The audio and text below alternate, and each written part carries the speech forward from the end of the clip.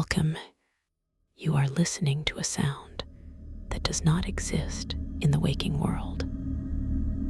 It is the sound of a door closing in a forgotten wing of the human story. The sound of an archive vault, hermetically sealed for centuries, sighing open for the first time. The soft collapse of ash where a once ferocious truth has burned itself out. This is history's dark lullabies. We are not a channel of dates and battles, of kings and treaties. Those are the tales told in the bright halls of day. We are concerned with what stirs in the cellar of civilization, with the whispers that coil around the bedposts of time. Our subject is the shadow that history casts, the strange, the unexplained, the macabre, and the profoundly unsettling truths that linger just outside the spotlight of your textbook. Think of this as an archive of unease, a curated collection of narratives that were too quiet, too bizarre, or too frightening to make the official record. Here, we will exhume the peculiar deaths, the vanished civilizations that left only questions in the dust, the plagues that changed not just populations, but the very soul of the societies they ravaged.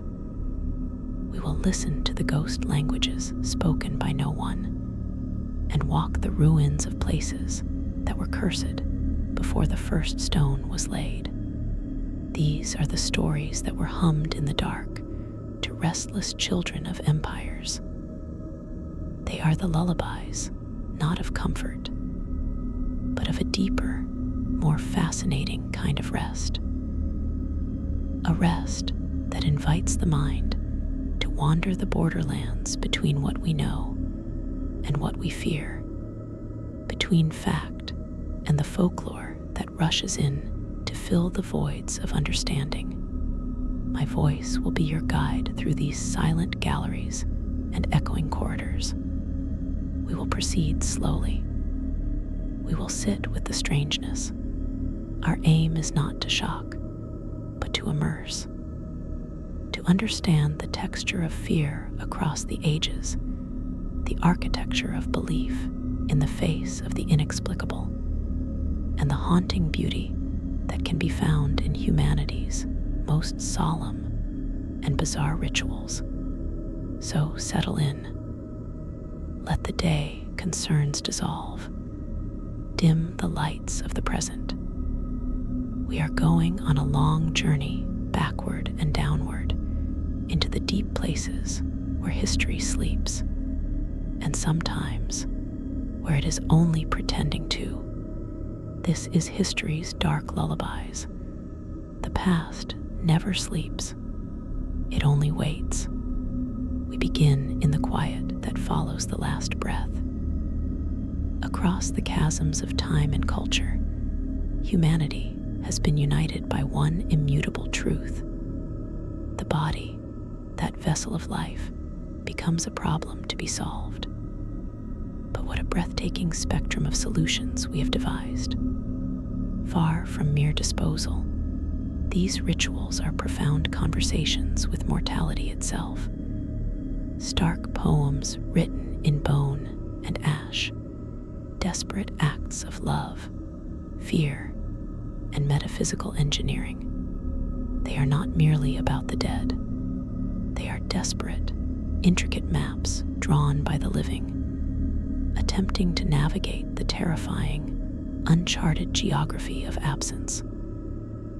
Tonight, we venture into the shadows cast by these rites, to explore not horror for its own sake, but the profound, often chilling logic of love and dread in the face of the great unknown.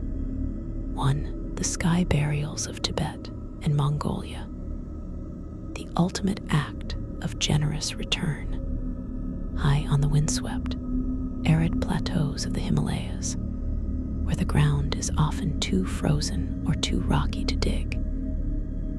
wood is too scarce for cremation, the Tibetans and some Mongolians perform a ritual of breathtaking, stark finality, the Jader or sky burial.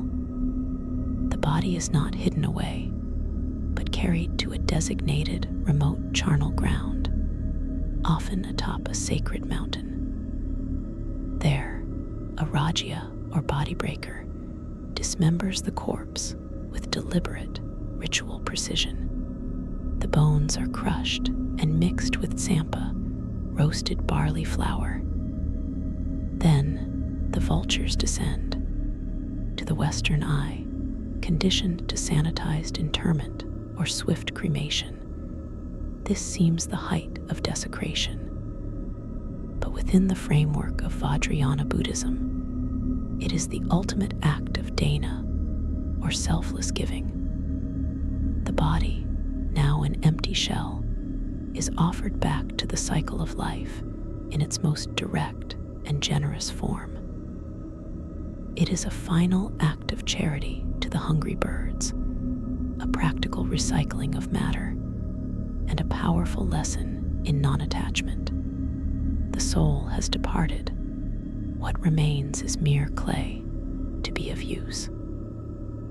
The swift consumption by vultures is seen as auspicious, a sign of a life well lived. The haunting beauty, the macabre poetry of this ritual lies in its brutal ecological honesty. It acknowledges our animal nature in the most unflinching way. We are, in the end, sustenance. It strips death of all romantic ornament and presents it as a physical transaction with the living world, a transaction performed not with horror, but with a sacred, solemn practicality. It is a ritual that stares directly into the abyss of decay and sees not nihilism, but a sacred loop of reciprocity between the human and the natural world, with the vulture as the priest and the bare rock as the altar. 2. The mummification of the Anga of Papua New Guinea, keeping death in the living room. In the remote highland villages of the Anga people in Papua New Guinea, until recent decades, a profoundly intimate and visceral practice was carried out. Rather than burying their dead, they smoked them. The body of an important male elder or a revered ancestor would be subjected to a complex process of mummification. It was placed on a wooden rack over a smoldering, smoky fire in a special hut. Over weeks and months, the constant, low heat and the antiseptic properties of the smoke would slowly dehydrate the tissues, curing the body like meat, arresting decomposition. The internal organs were often removed to aid the process.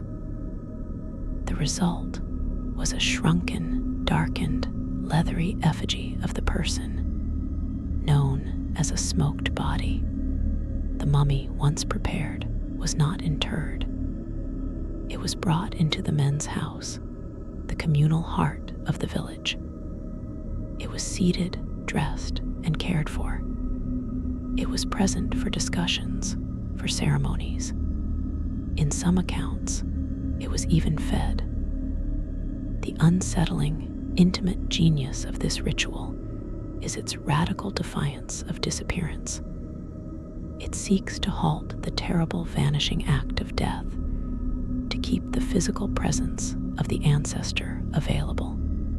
Corpse becomes a revered, if terrifying, talisman, a conduit to the spiritual world, and a constant, tangible reminder of lineage and law. The horror of decay is replaced by the uncanny stillness of preservation. The dead man remains a member of the community, a silent witness and a perpetual guardian. This ritual speaks to a human need, so powerful it overrides the instinctive revulsion of the corpse, the need to not let go, to maintain a physical tether to the loved and feared ancestor. The mummy is a bridge between worlds, its empty eyes a constant, watchful presence in the very space of the living, a daily, macabre lesson that the past is never truly buried, but can be seated right beside you, smelling of smoke and time. 3. The Famidihana of Madagascar, the turning of the bones. In the highlands of Madagascar, the Merina and other ethnic groups practice a ritual that is the antithesis of quiet, eternal rest, the Famidihana, or the turning of the bones. This is a secondary burial, a joyous, raucous family reunion where the dead are the guests of honor. Every 5 to 7 years, families gather at the ancestral tomb, often a large, house-like structure. The wrappings of specific ancestors are carefully removed from their niches. The desiccated, skeletal remains are lifted out, sprayed with perfume or wine, and lovingly rewrapped in fresh, fine lambas, silken shrouds. Then the celebration begins. The bundles containing the ancestors are carried above the heads of the dancing, cheering family. Music plays, feasts are held, and news of the family, births, marriages, successes, is shouted directly to the corpses. They are told the latest gossip, shown the new grandchildren. They are danced with, embraced, and celebrated.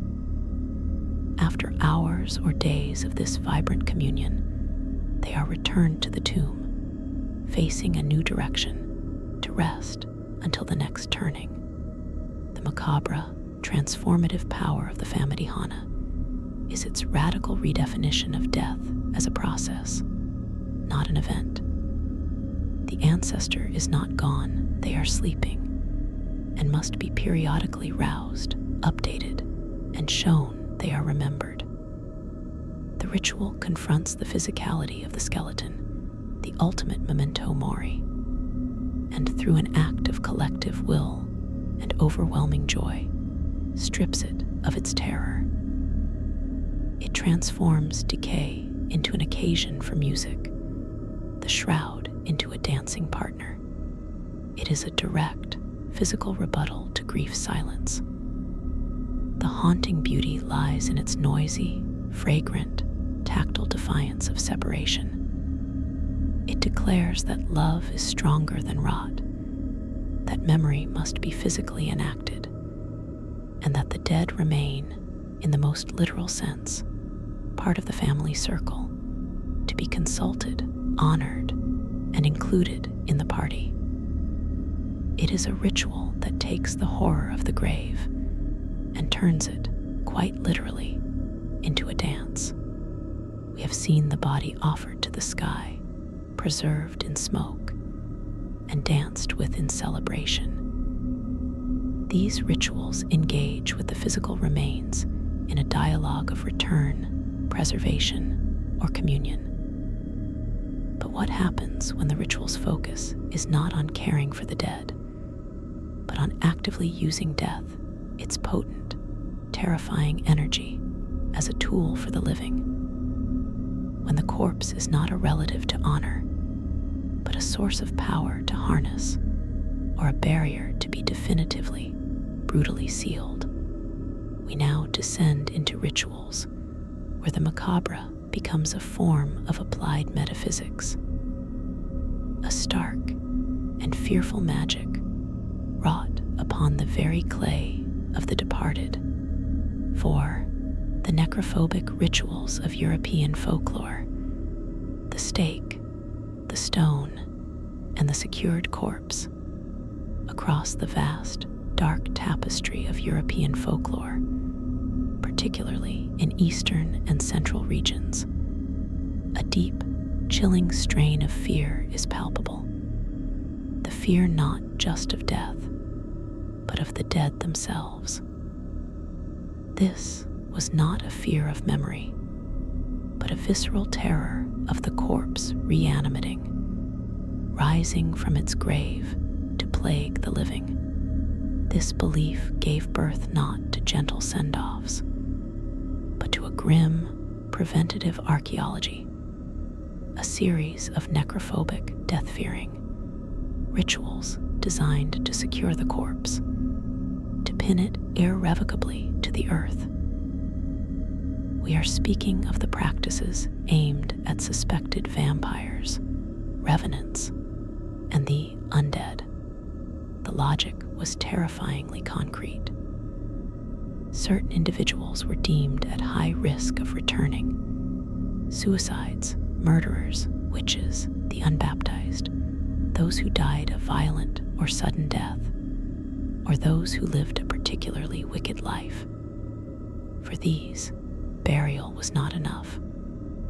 The ritual began at the moment of death, with the sealing of windows so the soul couldn't re-enter, and the placing of coins or stones in the mouth, perhaps as a ferryman's payment, but also as a physical impediment. The body might be buried face down, so that if it tried to dig its way out, it would merely go deeper into the earth. But the most potent acts were post-interment. At the first sign of blight on a village, or family cattle sickness, unexplained deaths, the suspected grave would be opened. What the searchers expected to find was not decay, but a corpse bloated with fresh blood, lips red, hair and nails seemingly grown. This was the evidence. The counter-rituals were brutal, surgical, and symbolic. The most famous is the stake through the heart, but not just any stake. It was often of ash, hawthorn, or oak, driven in a single blow to pin the body to the coffin's earth. But this was only part of it. The head might be severed and placed between the legs. The body might be turned over again. More potently, the mouth might be stuffed with garlic or bricks, a literal gag order. In Slavic regions, the corpse might be pierced with thorns or bound with fishing nets, the thorns to torment it, the net to ensnare it, both to prevent its movement. The macabre, haunting genius of these rituals lies in their stark, physical literalism. They represent a cosmology where the afterlife was not a distant heaven or hell, but a thin layer just beneath the turf, where a malevolent, animated corpse could physically tunnel back into the world of the living. The rituals are a desperate form of biocontainment. They are not about honoring the person, but about neutralizing a perceived supernatural pathogen. They transform the grave from a resting place into a prison, and the mourners into jailers, executing a permanent, brutal sentence on the body of their former neighbor, friend, or family member. It is a ritual born of pure, communal terror, a testament to the belief that the greatest threat could come from the one you once knew, now sleeping just 6 feet below, and that only violence upon the flesh could ensure the safety of the living. 5.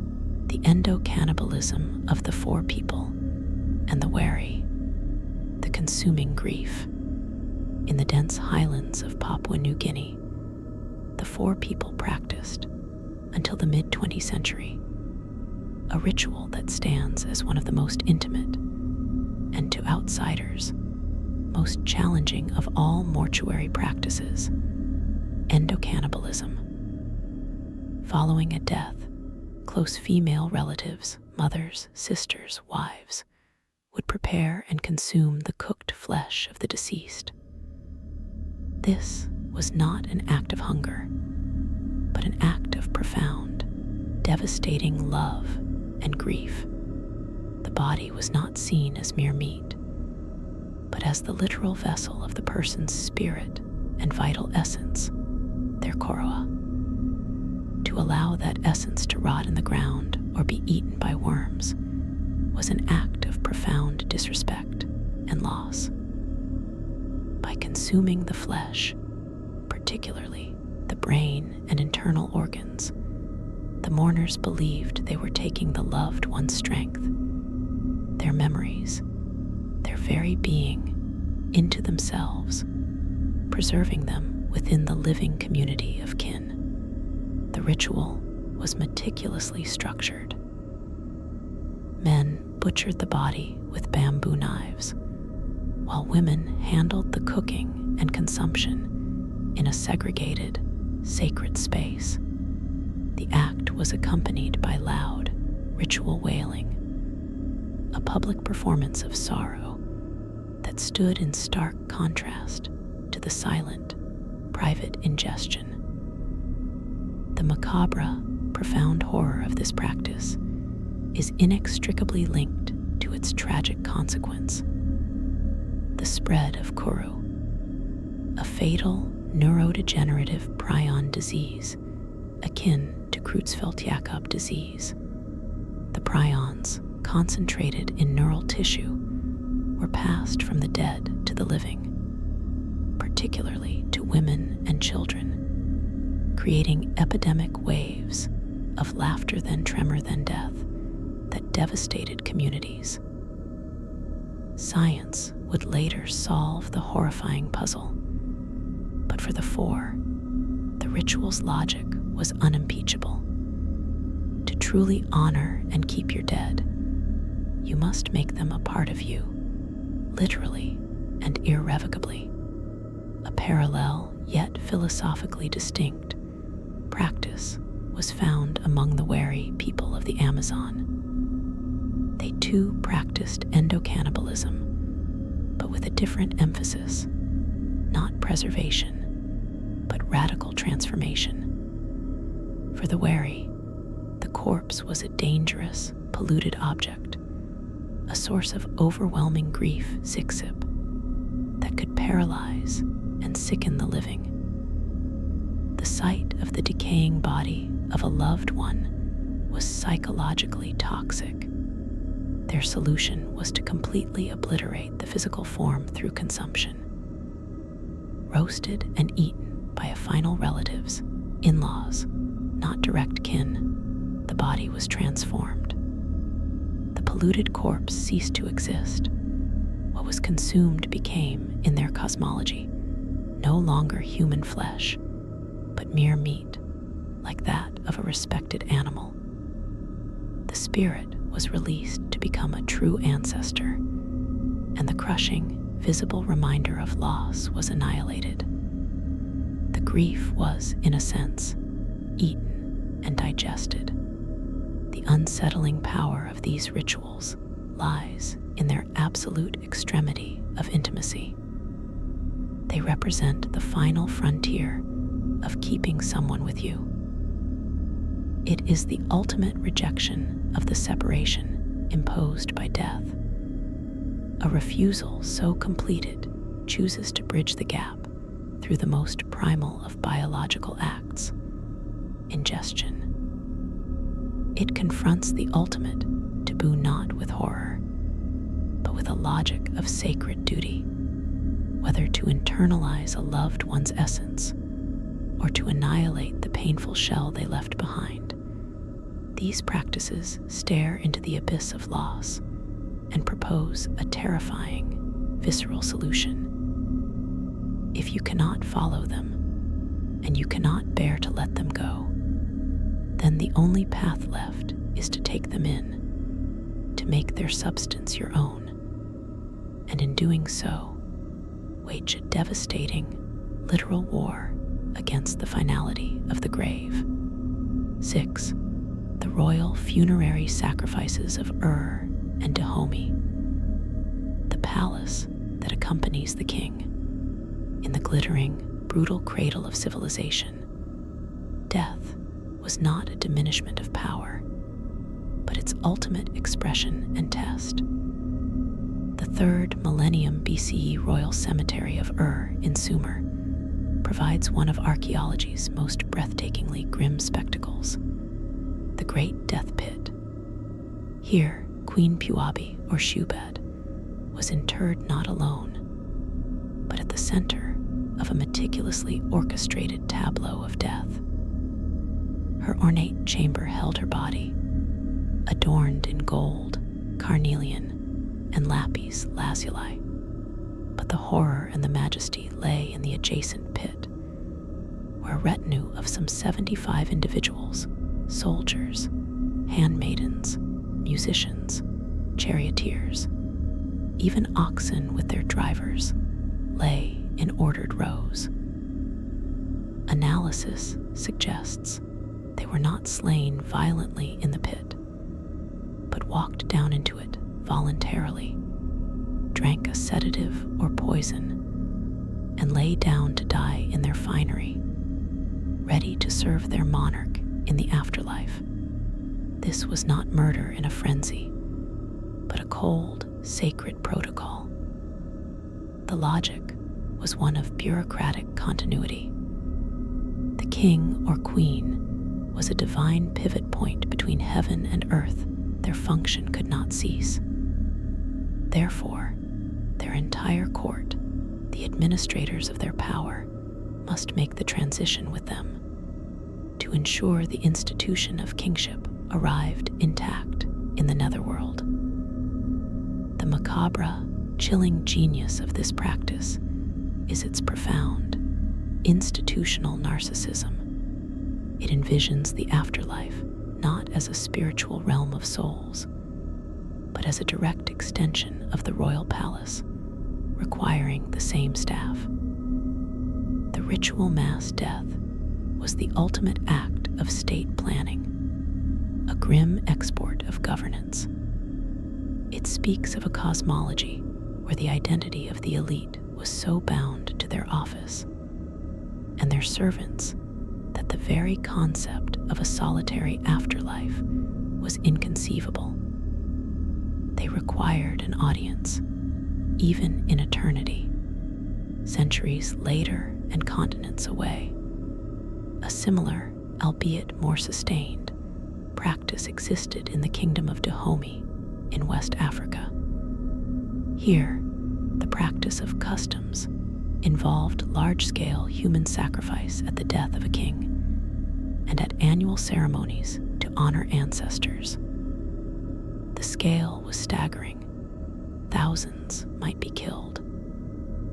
These were not servants volunteering for continuity, but often war captives, criminals, or slaves.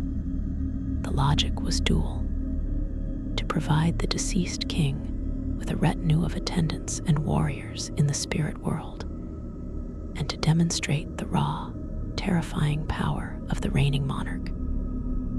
It was a public relations exercise in terror and piety combined. To send so many across the threshold was proof of the king's authority over both the living and the gates of death.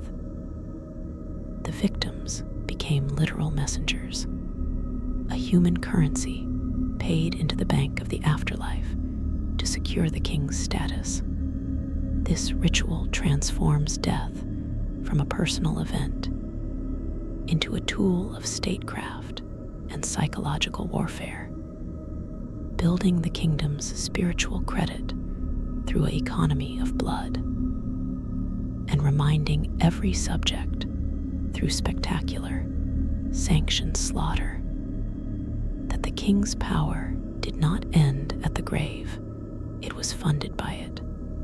7. The Tibetan Churd ritual, inviting the demons to a feast on your own corpse.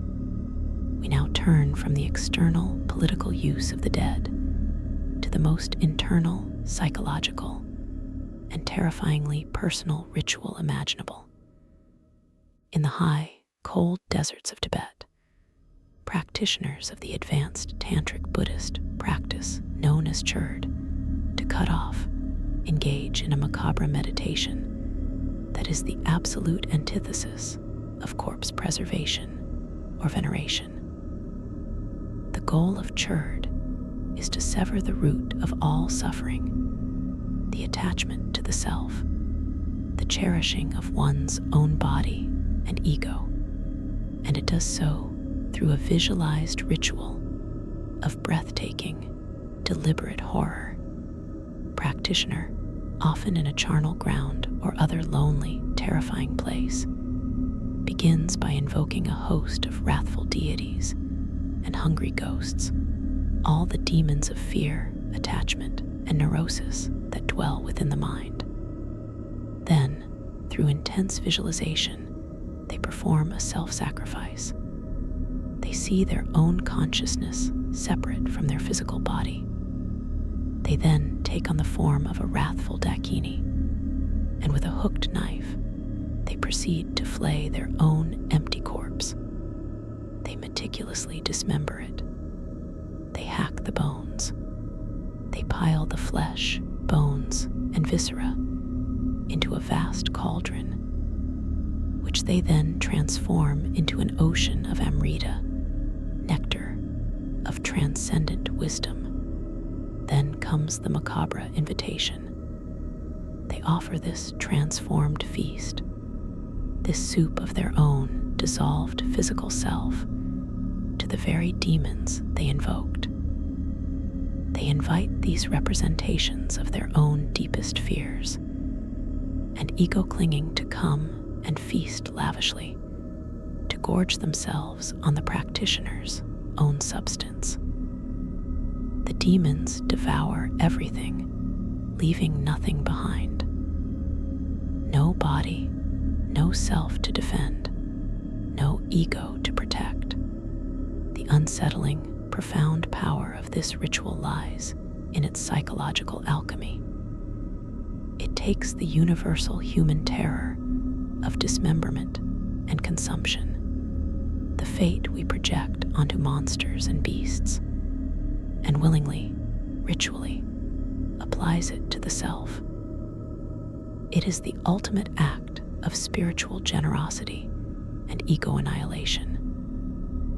By visualizing the offering of one's own flesh to the demons of the mind, the practitioner severs attachment at its root. If there is no self to cherish, then there is nothing for fear to cling to. The charnel ground horrors become a feast of liberation. This is the macabre turned inward as a surgical tool. It is not about dealing with the death of another, but about orchestrating the symbolic death of the self in the most visceral terms possible, using the imagery of butchery and consumption to achieve a state of transcendent, empty peace. It is a ritual that says the most terrifying thing we can imagine, our own physical annihilation, is, in fact, the key to freedom, and that we must not shy from it, but must prepare the banquet ourselves and invite all our inner monsters to be the guests of honor. 8. The second burials and bone cleaning of the Amazon and Indonesia. The patient alchemy of the ancestor in the humid, living cathedrals of the Amazon rainforest and among the cliffside graves of Toraja in Indonesia. A common philosophical thread emerges. A single burial is insufficient, even disrespectful. Death is not a switch that flips, but a slow fermentation. The initial burial is merely the beginning of a lengthy, active curation of the dead. The primary goal is the achievement of clean, dry bone, the liberation of the enduring, purified skeleton from the transient, polluting softness of flesh. Among Amazonian tribes like the Yanomami and others, the initial burial may be in a shallow grave within the village house. The body is left to decompose in the earth. After a period of months or years, when the community is ready for the secondary rite, the grave is reopened. The remaining flesh is meticulously, lovingly removed from the bones.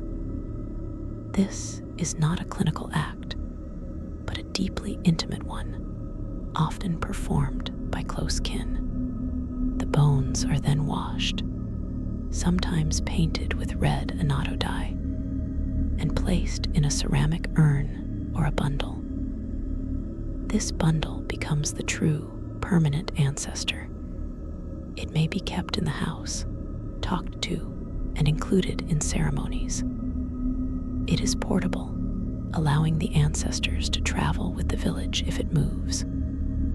The macabre, profound logic here is one of distillation. The messy, sorrowful, decaying corpse is not the final memory. Through patient, hands-on ritual labor, the community refines their loved one down to their essential, enduring structural element, the white architecture of the skeleton. The process transforms the oppressive presence of a rotting body into a clean, manageable, and potent relic. It is grief made physical, then physically cleansed. The ritual acknowledges the horror of putrefaction by not looking away, but by stepping in and manually completing the process, wresting order from decay, and creating a sacred object through direct, tactile engagement with the remnants of death. In Toraja, Indonesia, this process is elevated to a monumental public spectacle. Here, a dead person is referred to as Temacula, the sick one, and is kept in the family home, treated as if asleep, fed, and spoken to for months or even years, while the family amasses the resources for a proper rambu salak, or smoke descending funeral. This funeral is a vast, complex series of rituals involving the sacrifice of dozens, even hundreds, of buffalo and pigs.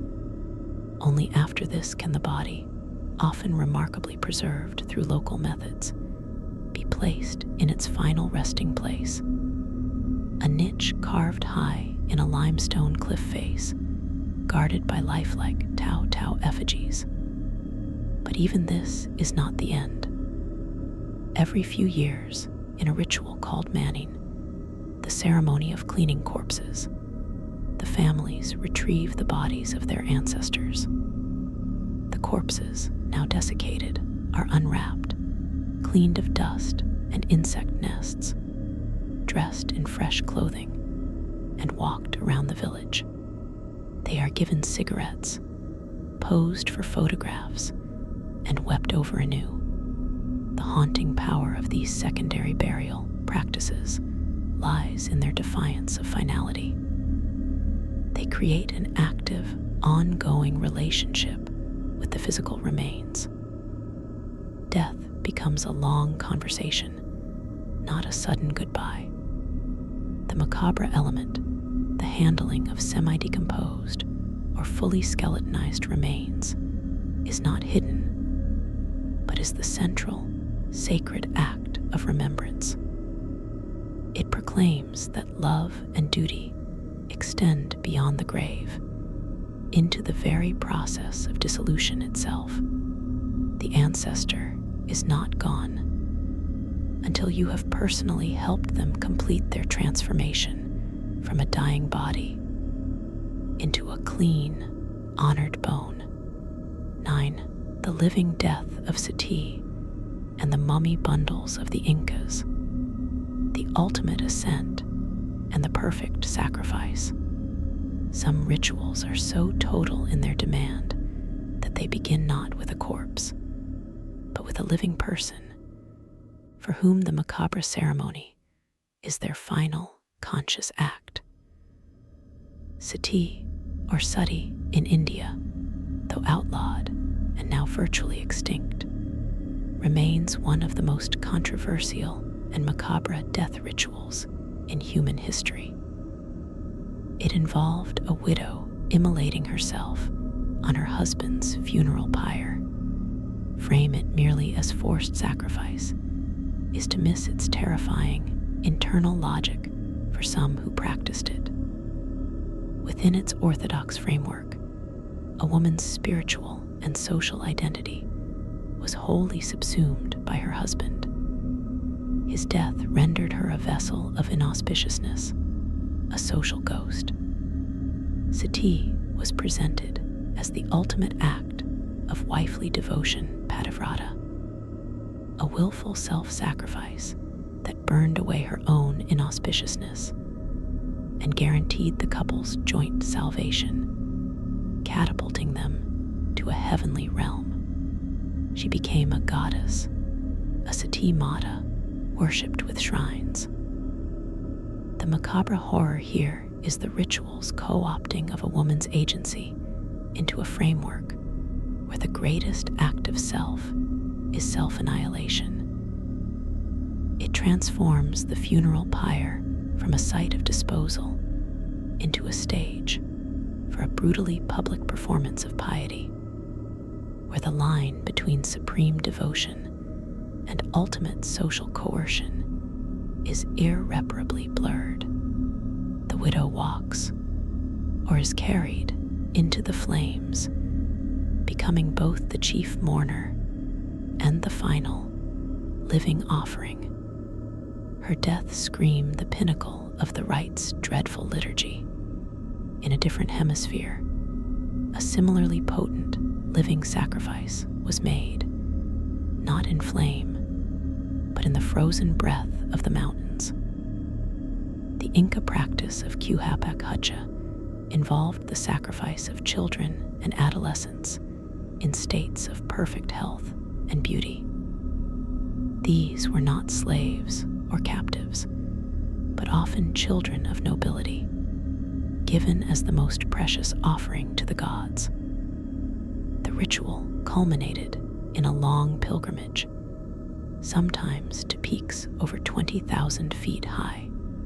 The child, drugged with chicha and coca leaves, would be placed in a small tomb or left exposed in a fetal position. They died from exposure, becoming frozen in time. These are the famous ice mummies, like the Maiden of Lulalaco. The logic was one of perfect reciprocity. The Inca state gave what was most valuable, unblemished, sacred human life to Inti, the sun god, or the mountain Apis, in return for stability, fertility, and order in the empire. The child, in a state of ritual purity, became a permanent, frozen ambassador to the divine, a conduit forever open. The macabre, haunting beauty of this practice lies in its serene, high-altitude tragedy. It is not a ritual of blood and terror, but of silent, cold offering.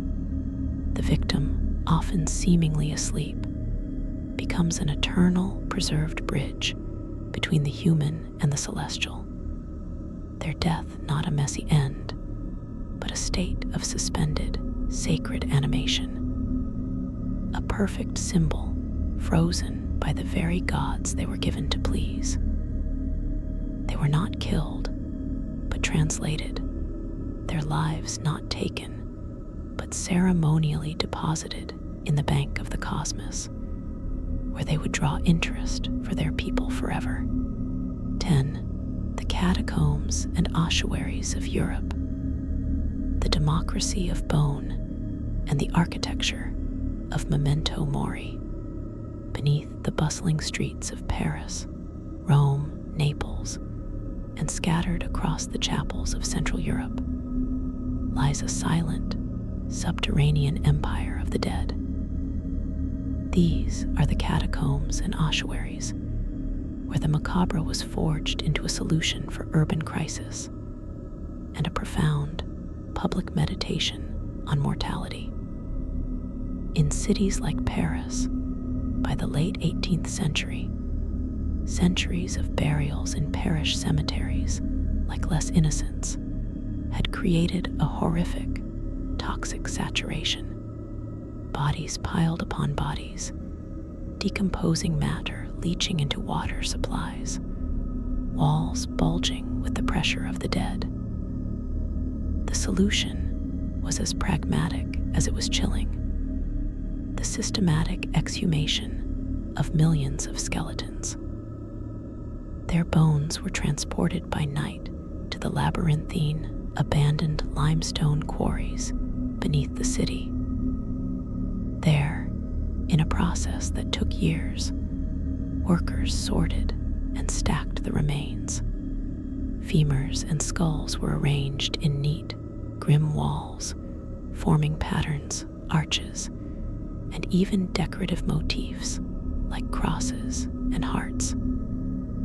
Inscriptions read, "Arert, c'est ici l'empire de la mort." Halt. This is the empire of death. The unsettling, collective genius of the ossuary is its radical, egalitarian anonymity and its stark, architectural poetry. It is the ultimate democracy. The bones of paupers and princes, saints and sinners, mingled indistinguishably.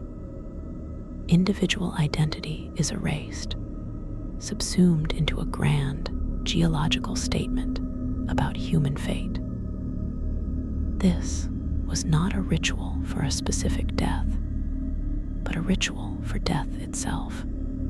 It transforms the private, intimate horror of decay into a public, civic fact, a curated museum of mortality. The catacombs are a memento mori on a metropolitan scale. They do not whisper of the afterlife, they scream the physical fact of the skeleton.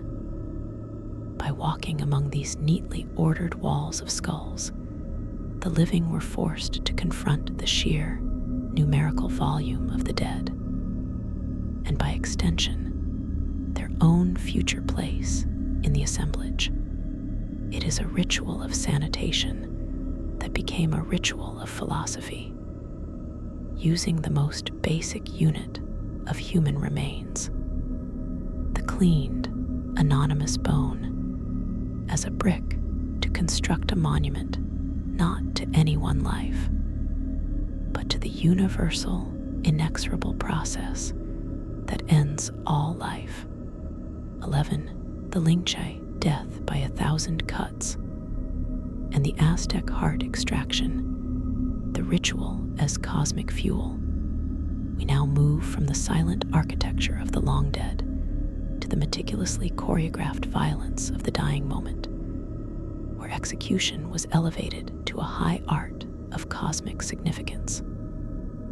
In Imperial China, from roughly 900 AD to its abolition in 1905, Lingche was reserved for the most egregious crimes: treason, parricide, mass murder. It was not merely an execution, it was a symbolic annihilation. The condemned was bound to a frame in a public square. The executioner, a specialist, would then methodically and artistically remove portions of the body. With a knife, slices of flesh, limbs, finally the heart, or decapitation, over an extended period.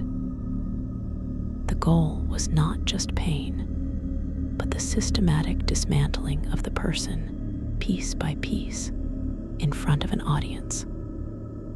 Its macabre power was multi-layered. As a judicial punishment, it was the ultimate deterrent, a spectacle of total bodily revocation for crimes that struck at the heart of the familial and state order. but on a deeper, symbolic level, it was an act of metaphysical erasure. In Chinese cosmological thought, the body was a sacred gift from one's ancestors. To destroy it utterly, to prevent its intact journey to the afterlife, was to sever the criminal not just from society, but from the lineage of being itself. It was a fate worse than death.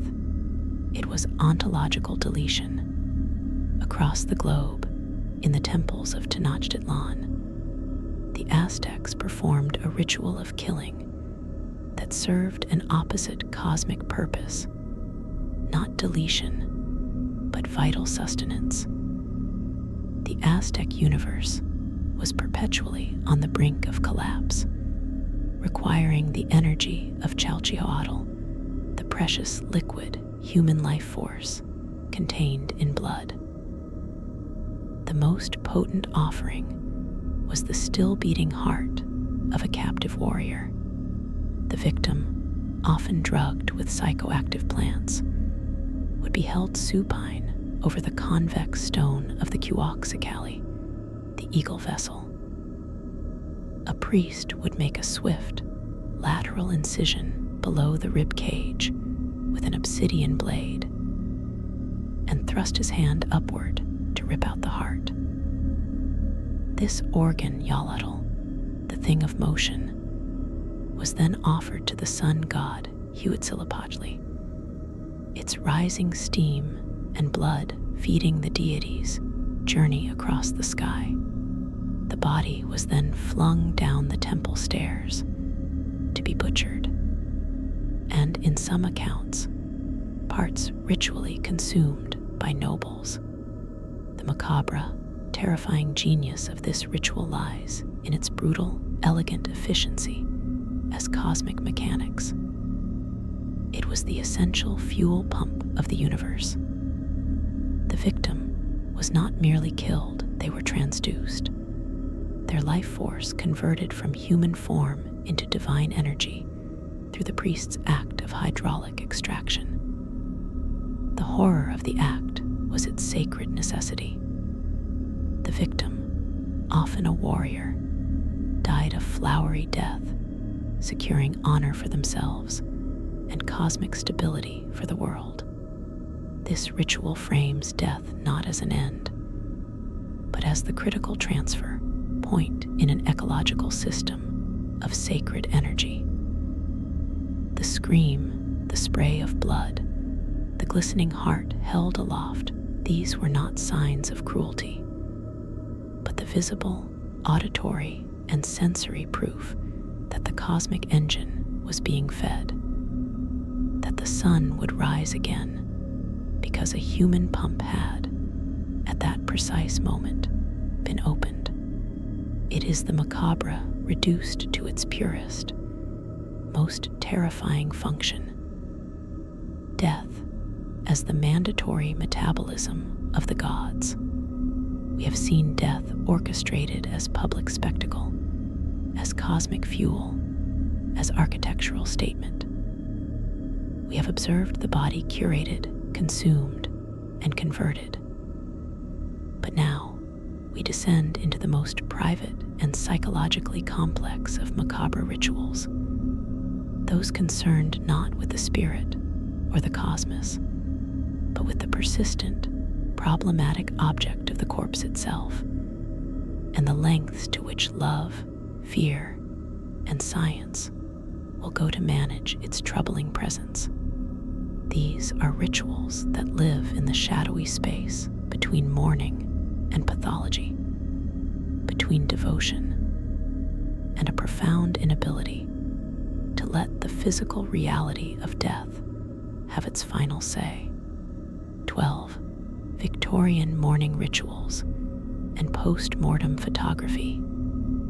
The aesthetics of absence and the fiction of presence. In the 19th century, particularly in Victorian England and America, death was domesticated, sentimentalized, and woven into a complex, rigidly codified performance of grief that bordered on the fetishistic. This was the era of high-water mourning, where the macabre was not shunned, but aestheticized, transformed into a darkly beautiful social language. The rituals were exhaustive. Widows entered deep mourning for a year and a day, clad in non-reflective black crepe, which rustled with the sound of sorrow itself. Jewelry was of jet or woven from the hair of the deceased. Stationery was edged in black, growing narrower as the mourner progressed through full mourning to half mourning, where grays and purples were permitted. Homes were draped in black crepe.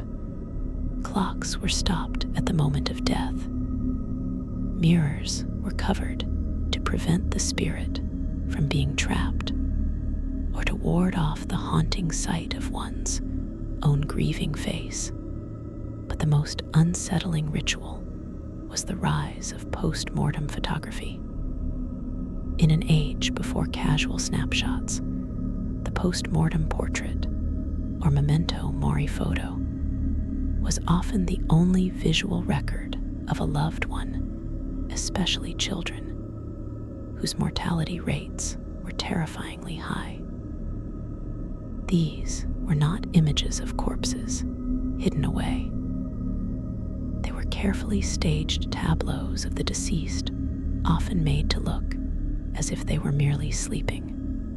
They would be posed in chairs, propped up with special stands, surrounded by living family members who would stand stiff and still for the long exposure, their faces etched with a stoic sorrow. Infants might be cradled in their mother's arms or laid in cribs adorned with flowers. Sometimes, the photographers would painstakingly paint open eyes onto the closed lids of the subject in the developed print. The macabre, haunting power of these rituals lies in their desperate, materialistic battle against disappearance. Victorian mourning culture was a performative dam against the void. Every black garment, every lock of hair in a brooch, every stopped clock was a physical, tangible protest against the erosion of memory by time. The post-mortem photograph was the ultimate tool in this battle. It used the modern magic of chemistry to arrest decay, to freeze the loved one in a state of peaceful repose forever. It created a fiction of continued presence, a sleep from which they would not wake, but could be visited visually. This was not denial of death, but an attempt to curate its aesthetic, to make it manageable, beautiful, and containable within the parlor album. The horror is not in the image of the dead child, but in the profound, collective need that produced it, the need to look directly at the most painful sight imaginable, and through the lens and the darkroom tray, transform it into a comfort, a permanent proof that they were once here, and that they were ours. It ritualized grief into a tangible, wearable, displayable commodity, building a cage of etiquette and artifact around the raw, screaming fact of loss. 13. Modern plastination and cryonics, the technological sublimation of the corpse. If the Victorians used social ritual and early technology to aestheticize death, our contemporary era employs advanced science in an attempt to outright defeat it, or at least to indefinitely postpone its finality. These are the macabre rituals of the laboratory, devoid of incense and incantation, brimming with a far older hubris, the desire to conquer the grave. First, consider plastination, as perfected by Gunther von Hagens in the late 20th century. This is a process where the water and fat in biological tissues are replaced with reactive polymers, like silicone or epoxy, in a vacuum chamber. The result is a corpse that is odorless, dry, and permanently preserved in a posed, often dynamic state. These are the bodies displayed in the Body Worlds exhibitions. The basketball player mid-dribble, the chess player contemplating his move, the flayed figure holding its own skin. The macabre, disquieting genius of plastination is its complete transformation of the corpse from a decaying subject into a permanent, didactic object. It strips death of its process and its smell. It turns the human body into its own monument, a plasticized self-statue. The ritual here is one of scientific revelation and profound alienation. It invites us to gaze upon our own interiors, not in the fleeting horror of an autopsy, but in the permanent, brightly lit gallery of education. It is a ritual that seeks to demystify death by making the corpse clean, eternal, and useful. Yet, in doing so, it creates a new kind of uncanny. The person who is neither alive nor dust, but suspended in a polymer purgatory, performing an eternal pantomime of life for the paying public. In stark contrast stands cryonics, the practice of preserving legally dead individuals at cryogenic temperatures, typically in liquid nitrogen at -196 degrees C, in the hope that future science can restore them to life, youth, and health. Here, the corpse is not an object for display, but a patient in the ultimate long-term care facility.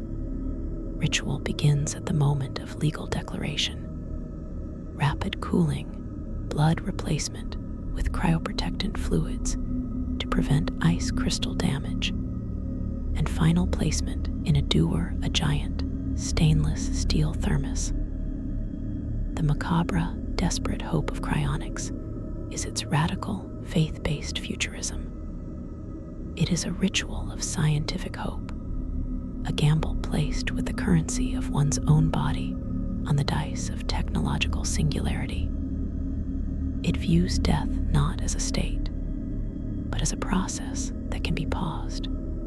The haunting question it poses is not about its feasibility, but about the psychology of its adherents. It is the ultimate expression of the human refusal to accept the narrative finality of death. Now armed with the tools of biochemistry and thermodynamics, the corpse becomes a time capsule, a message in a bottle sent to the future, with the note reading, "Fix this." It is a macabre ritual because it exists in the liminal space between burial and ambulance call, treating the funeral as a mere intermission.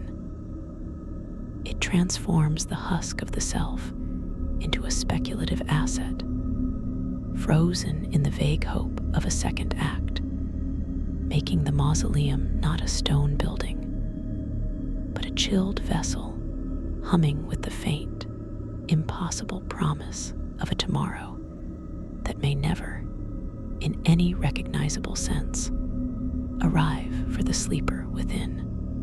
We have witnessed the corpse aestheticized, plastinated, and frozen in a bet against time. We have seen it used as fuel, as architecture, as a lesson. But now we pierce the final membrane, entering the realm where the macabre ritual is no longer a response to death, but an exploration of its outermost conceptual boundaries. Here, we confront practices that challenge the very definitions of body, ending, and self. These are the rituals of the frontier, where the human engagement with mortality becomes a speculative, almost philosophical exercise conducted at the extremes of both technology and taboo. 14. The space burials and body composting, the dissolution of form across new frontiers. Humanity's relationship with the corpse has always been defined by its relationship with the element into which we deliver it. Earth, air, fire, water. The modern era, having conquered the map, now looks to new elements, the vacuum of space and the accelerated biology of the soil itself. These are not rituals of tradition, but of engineered conclusion, seeking to marry our remains with the most profound scales of existence, the cosmic and the ecological. The concept of space burial, pioneered by companies like Celestis and Elysium Space, involves launching a small, symbolic portion of cremated remains, often just a few grams, into space.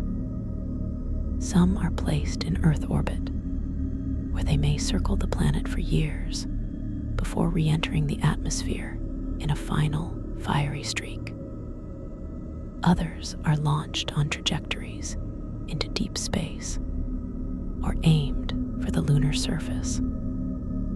The macabre, transcendent genius of this ritual is its literal astral projection. It takes the final, irreducible mineral essence of a person, their bone ash, and uses the might of rocket science to insert them into the celestial mythology we have always used to make sense of our smallness. This is not burial in an element, but in an idea, the idea of the infinite. The ritual transforms the deceased from an earthly memory into a literal piece of stellar matter, however minute. They become part of the cosmic background radiation, a silent traveler on trajectories measured in millions of years. It is the ultimate act of symbolic dispersal, a refusal of the grave in favor of the galaxy. The haunting beauty lies in its sublime anonymity and scale.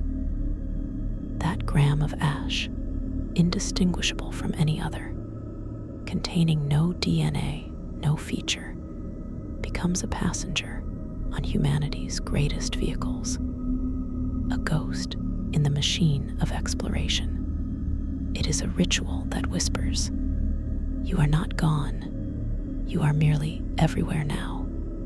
In utter opposition to this cosmic scattering is the practice of human composting, or natural organic reduction, developed as an ecological alternative to burial, which takes land and can involve toxic embalming fluids, and cremation, which consumes energy and releases carbon.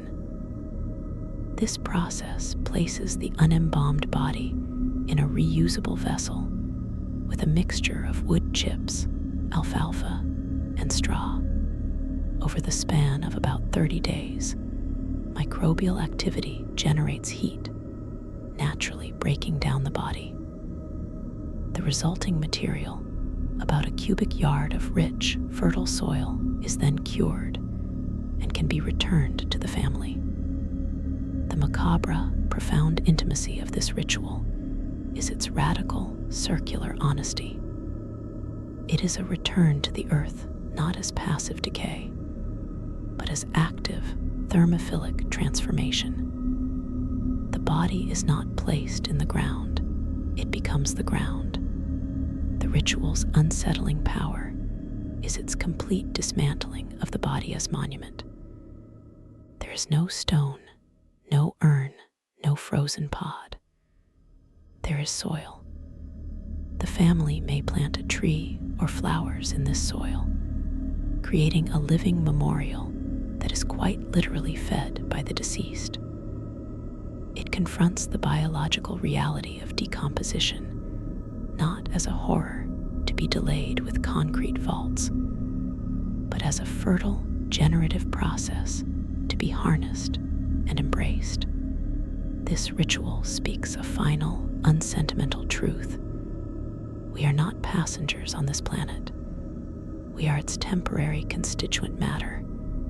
And here is a way to honorably, usefully, and quietly resume that role.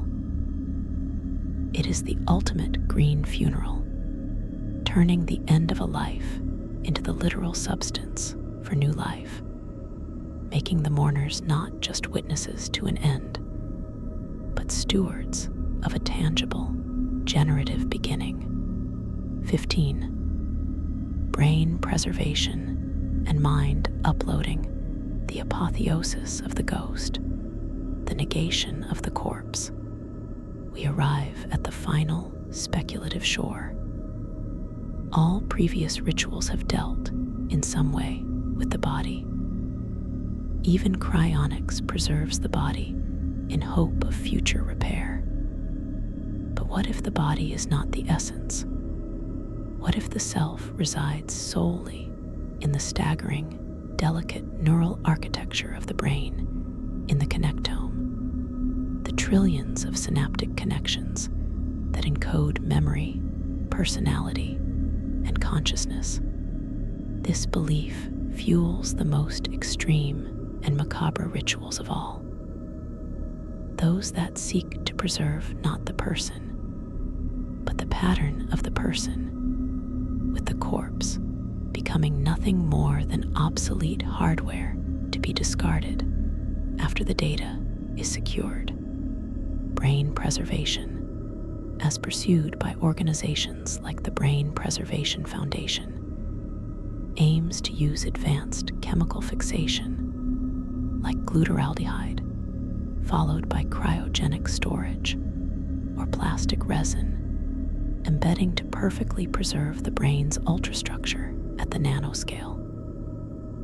The goal is a connectome-preserving technique, creating a physical, high-fidelity map of the mind that could, in theory, be read by a sufficiently advanced future civilization. The macabre, desolate core of this ritual is its radical reductionism.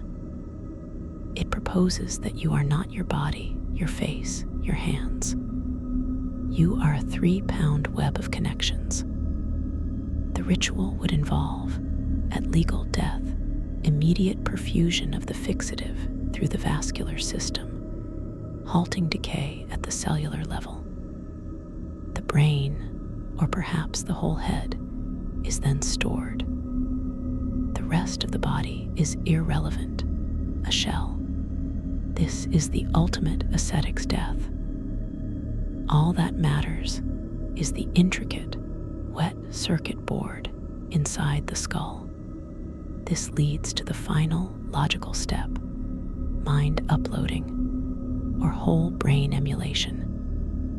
This is the hypothetical future process of scanning that preserved connectome in exhaustive detail, and simulating its function on a non-biological substrate, a computer. The ritual of death here would be a data migration ceremony. The physical self dies. A digital copy, claiming continuity of consciousness, wakes up in a server farm. The macabre, terrifying profundity of this concept dismantles every earlier ritual. It renders the corpse not just meaningless, but a positive hindrance, a source of noise and corruption to the pure signal of the data self. It turns mortality from a biological inevitability into a solvable data transfer problem. The haunting question it leaves is perhaps the most unsettling of all. If a perfect copy of your memories and personality awakens in a machine, have you survived? Or have you merely authored a posthumous book that can talk back? This proposed ritual is the apotheosis of the human desire to cheat death, pushing past the preservation of the flesh to the preservation of the pattern, leaving the body behind as an empty biological husk, the ultimate discarded cocoon for a butterfly made of light and code. It is a ritual that has not yet happened, but its prelude is written in our silicon dreams, and it promises a macabre finale where the corpse is not buried, burned, or composted, but simply deleted as irrelevant once the upload is complete. 16. The bog bodies of Northern Europe, the tanning pits of the gods. Across the misty, waterlogged expanses of Northern Europe, in Denmark, Ireland, England, Germany, the peat bogs have, for centuries, yielded up their grisly, miraculous treasures, the bog bodies. These are not skeletons, but near perfectly preserved human remains, often dating from the Iron Age. Their skin is turned to leather, their features shockingly intact, their hair and fingernails still present. They are the color of old mahogany or dark tobacco. The most famous Toland man, Grobel man, Lindo man, wear expressions of eerie calm or unmistakable agony, frozen in the moment of their death over 2,000 years ago. But these are not accidental burials. They are the residue of a macabre and profoundly sacred ritual. The individuals were not casually disposed of. They were deliberately placed in watery, sphagnum moss peat bogs, often after suffering violent, ceremonial deaths. Toland man was hanged with a leather noose, then carefully laid in a sleeping position in the bog. Grobel man's throat was slit from ear to ear.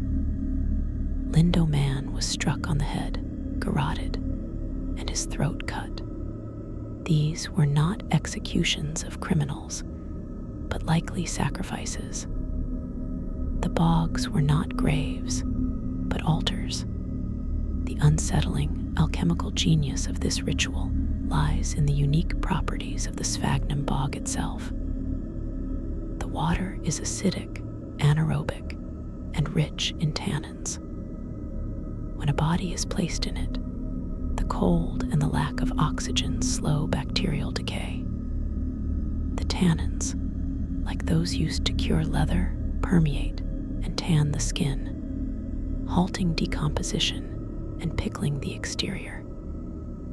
The bones, however, often dissolve in the acid, leaving a shrunken, leathery sack of a person. The bog, then, is not a place of rest, but a vast, slow-acting chemical crucible. The ritual performed was a handing over of the sacrificial victim to this crucible.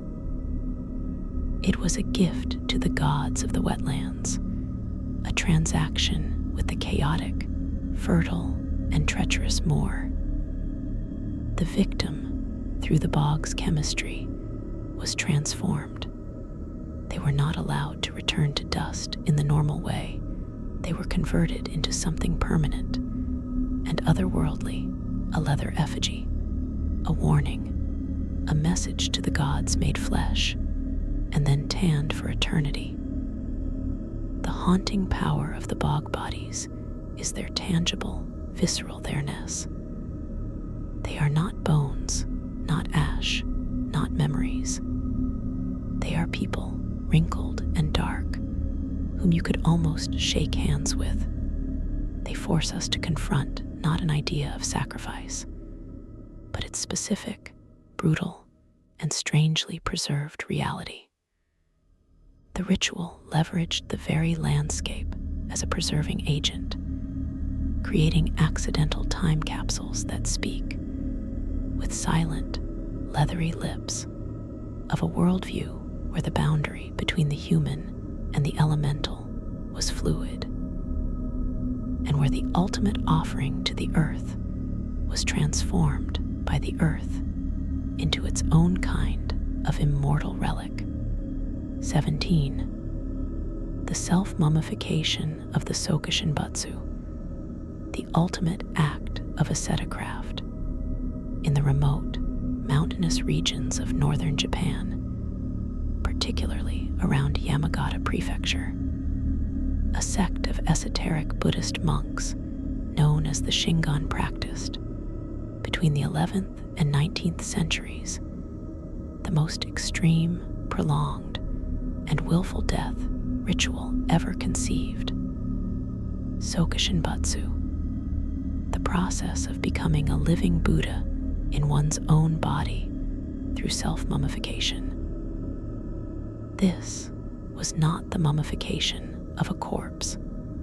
This was a ritual that began while the monk was perfectly alive and in full health, and its goal was to achieve a state of eternal, incorruptible meditation.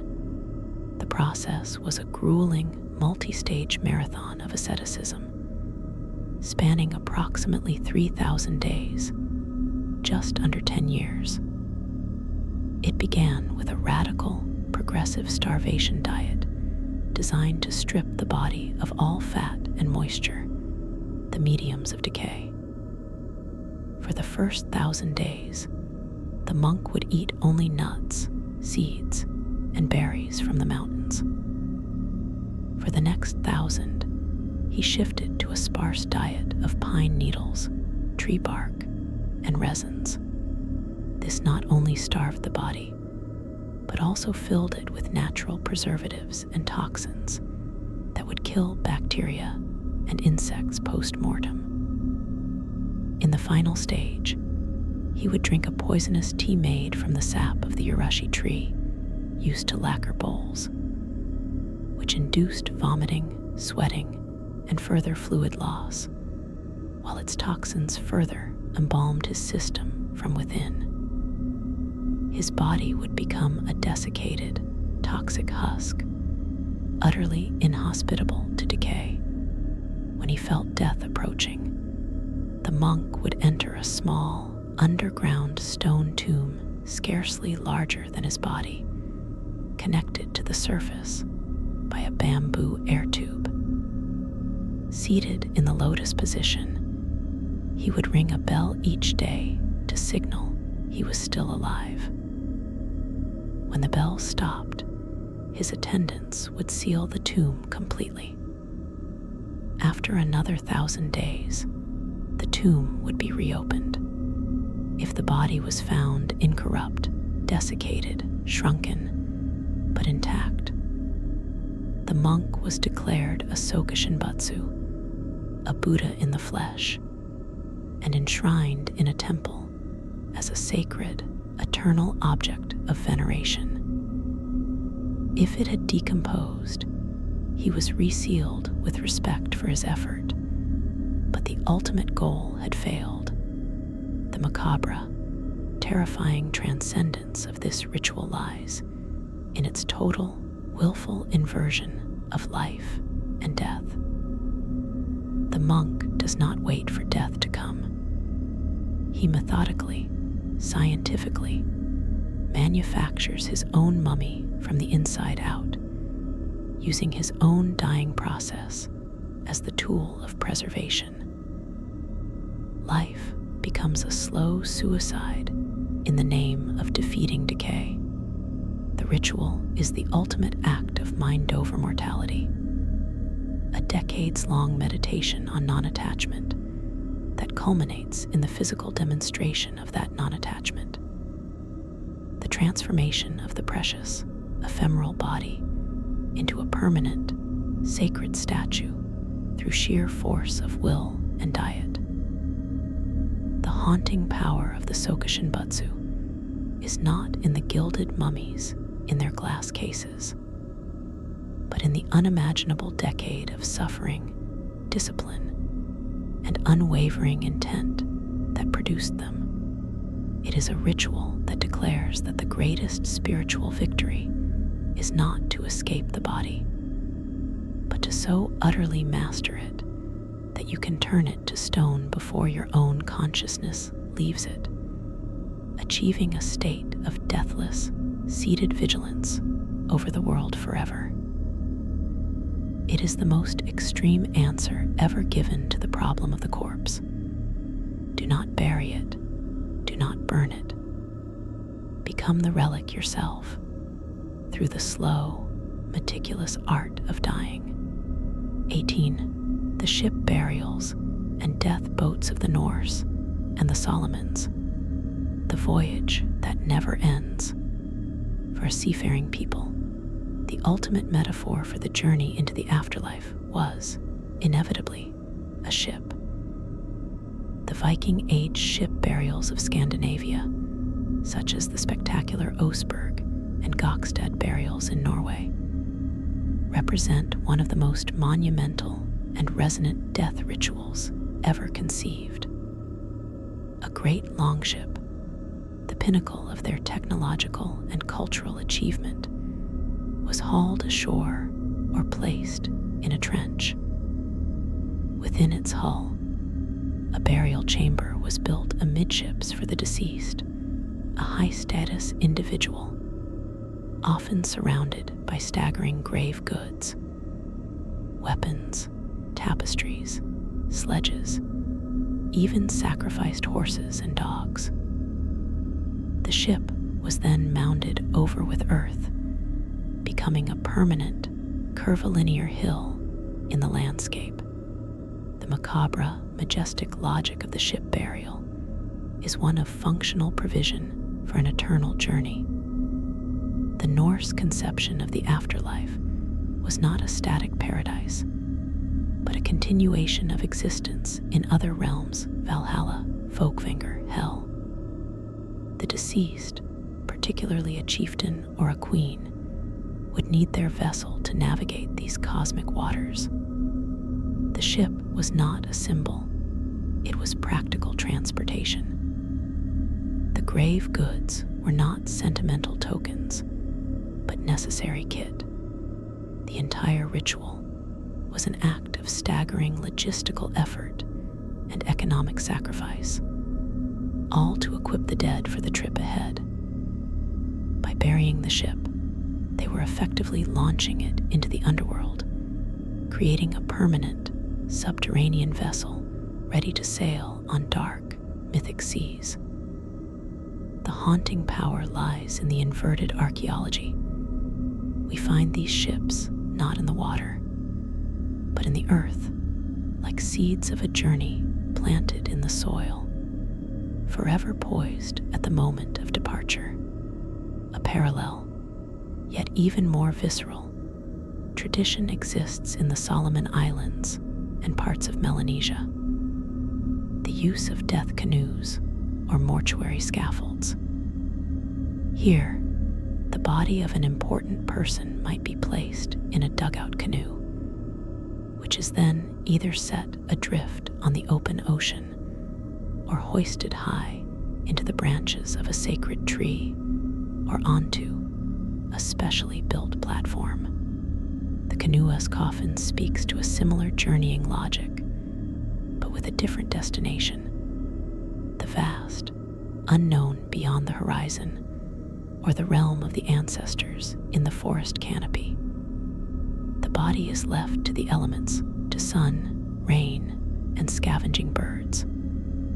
The slow, public decomposition is not hidden. It is part of the process, a visible relinquishment to nature. The eventual collapse of the scaffold or the canoe and the scattering of bones marks the final completion of the rite. This ritual's unsettling power is its stark exposition. It makes the process of dissolution a public spectacle and a geographical fact. The deceased is not placed in the landscape. They are made a feature of the landscape, a silent, decaying sentinel in the trees, or a ghost ship slowly dissolving into the horizon line. A constant, sobering memento mori for the entire community. 19. The cenotaph and the empty tomb, the architecture of absence and the politics of the unrecovered body. Not all death rituals involve a body. In fact, some of the most powerful and politically charged rituals are built explicitly around its absence. The cenotaph, from the Greek kinos taphos, empty tomb, is a monument erected to honor a person or group whose remains are elsewhere lost or unrecoverable. Its macabre genius is that it ritualizes lack. It makes architecture out of ambiguity and grief. The most famous modern example is the cenotaph in Whitehall, London. A stark, monolithic stone tomb, it commemorates the dead of the British Empire in World War I and subsequent conflicts. Millions of soldiers had no known grave, vaporized by shell fire, buried in collapsed trenches, or lying in the churned, unidentifiable mud of Flanders fields. Their families had no body to mourn, no grave to visit. The cenotaph became that grave. It is a focal point for national grief, a place where the abstract, staggering number of the dead is given a single, solemn, physical form. The ritual of Remembrance Day, with its 2 minutes of silence and the laying of wreaths, is a ritual performed at an empty tomb. Its power derives from its honesty. It does not pretend the bodies are there.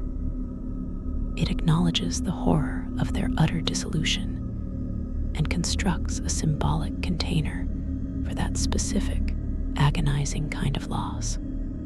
Similarly, the tomb of the unknown soldier, found in many nations, is a ritual built around an anonymous, unidentifiable body. It is both a specific corpse and a universal symbol. The ritual of its selection and interment, choosing one indistinguishable remnant from thousands, transforms that single anonymous set of bones into a vessel for all the anonymous dead. The tomb is full, yet empty of identity. It is a grave that stands for all graves that could not be found. The haunting, profound weight of these rituals lies in their metaphysical engineering. They address the specific trauma of the unrecovered body, a trauma that halts the normal psychological process of mourning. By building a tomb without a body, society provides a place for grief to go.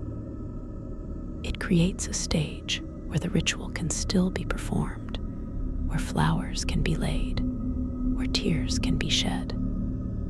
The empty tomb says, "We do not know where you are, but we have built a house for your memory here."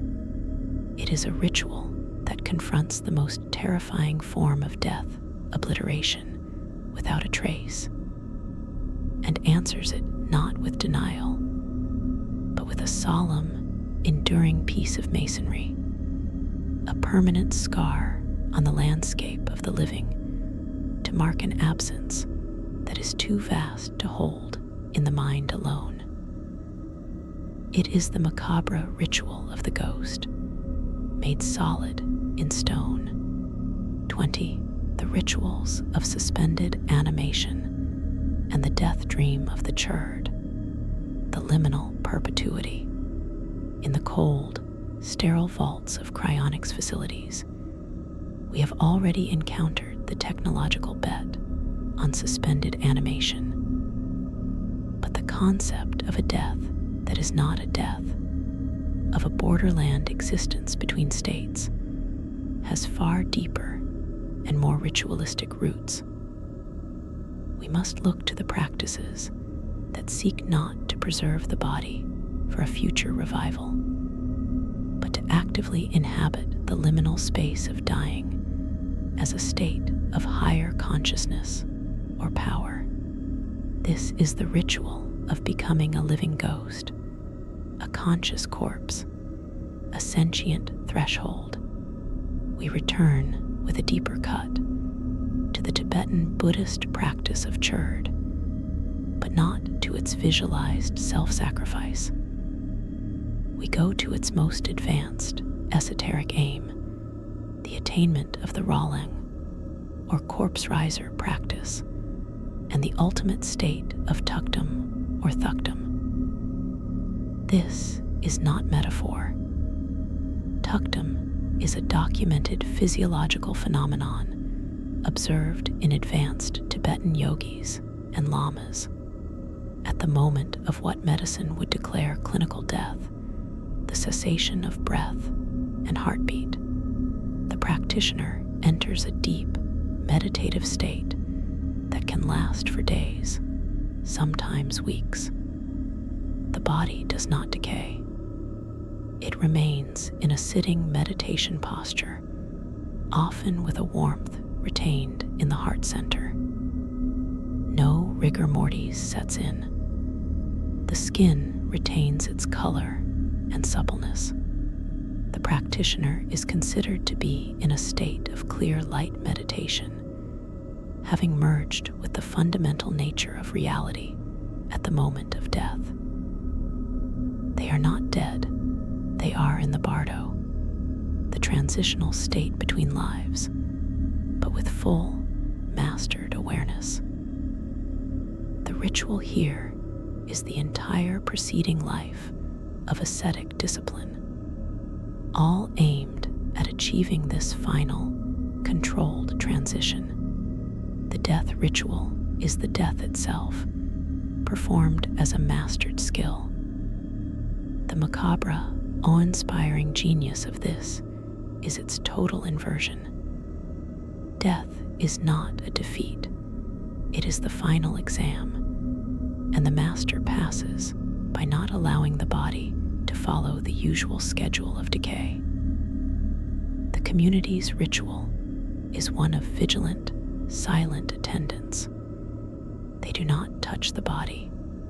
They continue to make offerings of food and water, speaking to the Lama as if alive, waiting for the subtle signs that the consciousness has finally departed. A slight drop of blood from the nostrils, a collapse of the posture.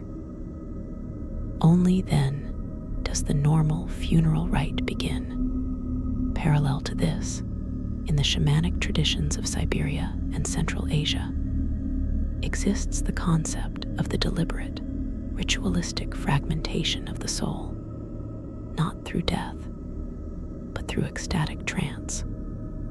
The shaman's body may lie in a coma-like state for days, his soul perceived as journeying to the underworld to retrieve a sick person's stolen soul, or to battle spirits. During this time, the body is treated as both a corpse and a conduit. It is vulnerable, yet powerful. This is a chosen and temporary state of ritual death. The shantam returns, often with great trauma, bearing knowledge from the land of the dead. Here, the macabre ritual is a voluntary, professional descent. The shaman's death is a tool for healing, a perilous commute between realms. The unsettling, profound power of these practices lies in their radical redefinition of the corpse. In tukdom, the corpse is not a vacant shell. It is a lit candle in a windless room, its flame invisible, but its persistent warmth proof of a light still burning in another chamber of being. It is a biological defiance of the expected narrative, a flesh and bone argument for consciousness transcending organic process. In shamanic trance death, the body is a vehicle left idling at the curb, while the driver is on urgent business elsewhere. These rituals represent the absolute frontier of the macabre. They are not about dealing with the aftermath. They are about seizing the event of dying and bending it to the will of consciousness. They propose that the greatest mastery over mortality is not to escape it, nor to beautifully decorate its aftermath, but to walk into its antechamber, sit down, and reside there in a state of watchful, purposeful stillness, thereby turning the ultimate vulnerability into the ultimate act of spiritual authority. The haunting question they leave is not about the afterlife, but about the permeability of the border itself. They suggest that the wall between life and death is not a solid, slammed door, but a bead curtain, and that with immense training, terrifying will, or ecstatic grace, one can stand in its shimmering, clicking midst for a very, very long time, neither fully here nor there, a perpetual monument to one's own dying, a lullaby hummed from both sides of the threshold at once. This is the final macabre ritual, the ritual of not being done, of turning the ending into an infinite, conscious, and vigilantly held pause. And so, the final grain of sand settles. We have walked together through the silent galleries of the dead. We have stood in the charnel wind of the high plateau and in the sterile chill of the cryogenic vault.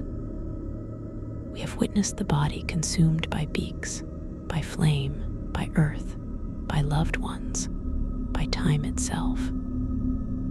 We have seen it dressed in black crepe, posed for photographs, plastinated for display, launched toward the stars, and willed into a state of leathery permanence. We have built ships of stone for journeys never begun, and tombs of marble for bodies never found. This has been our purpose at history's dark lullabies, not to horrify, but to listen to the stories hummed not in the bright halls of triumph, but in the shadowed corridors of farewell. These rituals, these macabre and magnificent poems etched in bone and ash, are humanity's most profound and consistent art form. They are the desperate, beautiful, terrifying syntax we have invented to parse the one sentence that has no period, only an eternal, echoing question mark. Every practice we have examined, from the sky burial to the mind upload, is, at its core, a love story. A story of love for the departed, yes, but also love for order in the face of chaos, for meaning in the face of the void, for continuity in the face of the absolute severance. The horror is merely the price of admission, the stark material we must work with. The bog body is a love letter to the gods of the marsh, written in tan skin. The Sokushin Butsu is a love letter to enlightenment, written in a decade of starvation. The Victorian hair bracelet is a love letter to memory, woven from the very substance of the lost. Even the Aztec heart sacrifice was a love letter to the sun, a plea written in hot, steaming blood for just one more dawn. We have sought out these dark lullabies because they are the truest songs we sing, They are the unvarnished choruses about fear, about longing, about the sheer, stubborn refusal to believe that a consciousness, a laugh, a touch, can simply become nothing. They are the evidence of our impossible project to build bridges of ritual across a chasm that has no other side we can see. The archive is now, for a time, closed. The lights are dimmed. The delicate pages of these forgotten practices are left to rest in their silent portfolios. But the whispering does not cease. It continues in the quiet of your own room, in the beat of your own heart, that small, persistent engine against the silence. For you, too, are composing your own dark lullaby. With every moment you cherish, with every memory you hold close, with every unspoken fear of the long night to come. This is not a farewell, but a release. We have given these echoes a place to resonate. Now, let them settle within you. Let them transform your understanding of the great, quiet mystery that awaits us all, not as a tale of terror, but as the final, universal human ritual, the one each of us, alone and together, will ultimately write with the substance of our own ending. Thank you for listening in the dark. Thank you for being unafraid of the whispers. This is history's dark lullabies. The past never sleeps. It only waits. And now, dear listener, it is your turn to rest. Good night.